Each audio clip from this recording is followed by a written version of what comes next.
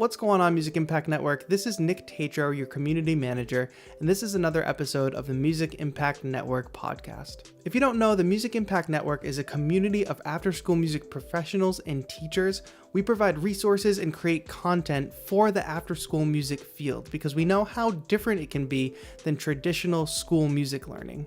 Our website, musicimpactnetwork.org, has tons of content that you can download for free and start using in your program today. We create content around the best practices of after-school music professionals around the world. And we have a Facebook community where after-school music professionals can connect, ask for feedback, and share best practices. In today's episode, I'm having a conversation with three other music directors, Nic, Anders, and Javier, and we're talking about redefining your idea of success when working in after-school music.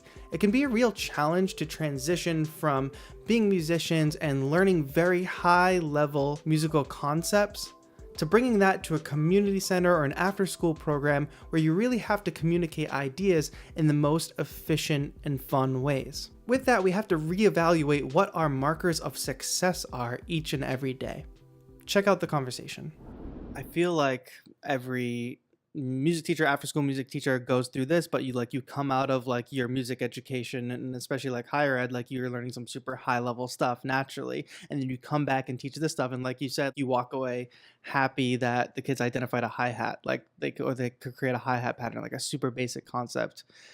Did everyone here go through an adjustment period of readjusting your vision of what success looked like in your programs? And like where the bar was for success? Yeah, definitely.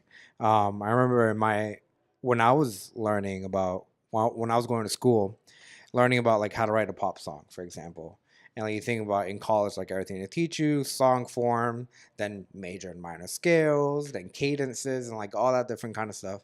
And later on, you go to teach an after school program, and you might have someone who wants to learn how to write a pop song, and then you start teaching them those things, and you lose them right away.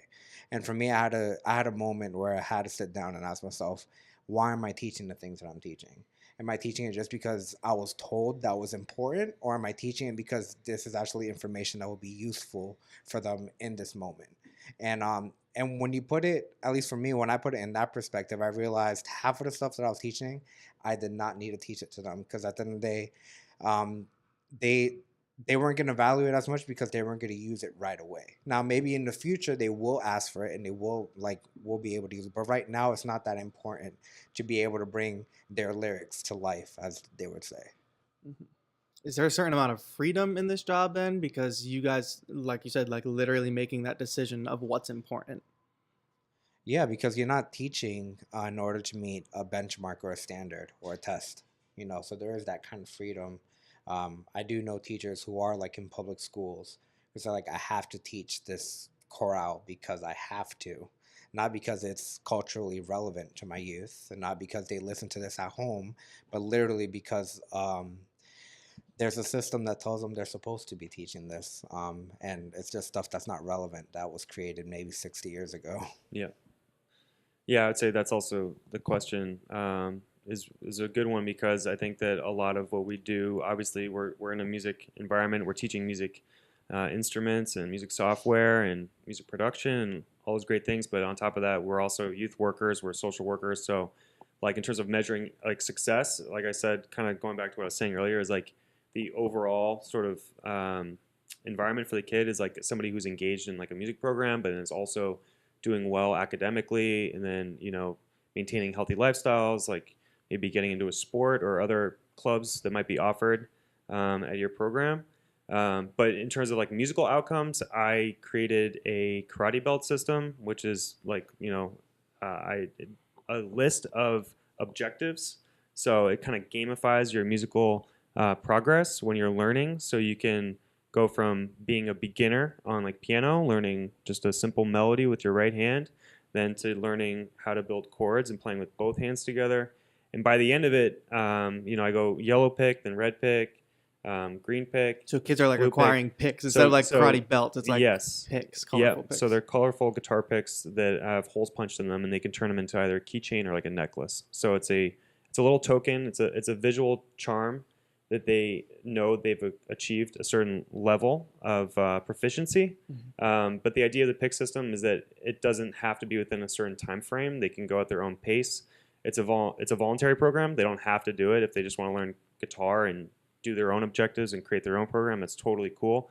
But what works well is that it steers them in the idea of learning an instrument, being able to track their own personal progress, but steering them in the idea of to perform, like to eventually get on stage. I think that success is getting somebody to develop a enjoyment and appreciation for music as a whole, learn an instrument, learn some actual technical skills, and then be able to share it with a community, whether it be performing for their friends or performing for their family or for their club, and ideally getting them some other experiential learning. Like we have some great field trip opportunities that we've done as a group.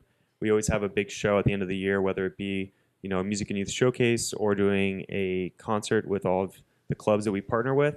But I think it's really important that kids get the idea to find a place where they feel like they can actually provide and contribute to the stage and perform. I remember running my program, and some days success felt like the kids had learned a full song, and some days success felt like these kids could identify a ukulele from a guitar. It was all relative, and it changed day to day. If you're interested in conversations like these and connecting with fellow after-school music professionals, you should join our Facebook group. The Music Impact Network connects after-school music professionals from around the world, and we share best practices, ask for feedback, and do fun things like giveaways. You can also subscribe to our YouTube channel and our podcast wherever you listen. My name is Nic Perez, your community manager. Thank you so much for checking out the Music Impact Network podcast.